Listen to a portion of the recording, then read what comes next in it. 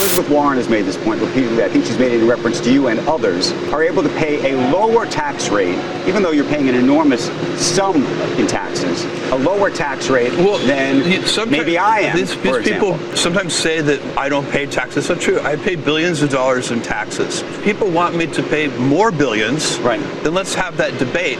But don't pretend, that that's going to solve the problem.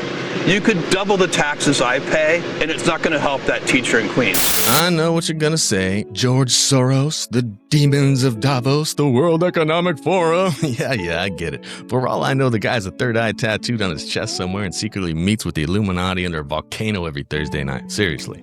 But that still doesn't mean he can't occasionally say something that actually makes sense. Because what I'm looking for these days isn't emotional hysteria, empty platitudes, or tribal political theater, which I often see. I'm looking for sound bites of sanity. And honestly, in a world where everyone's screaming at each other nonstop, when somebody says something grounded in reality, I think it's worth listening at least for a second. Even if you don't like the person saying it. That doesn't mean blind agreement. It doesn't mean loyalty. It doesn't mean worship. It just means being intellectually honest enough to acknowledge when something passes the sniff test.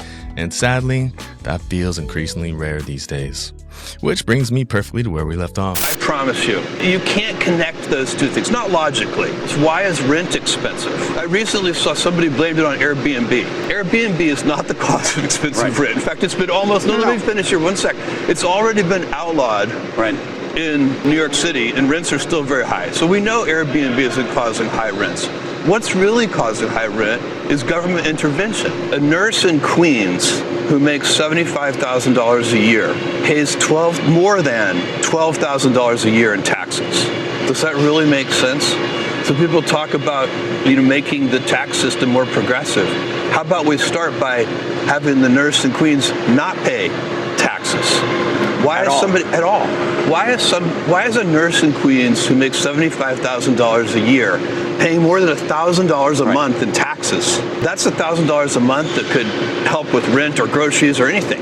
The bottom half of income earners in this country pay only 3% of the taxes.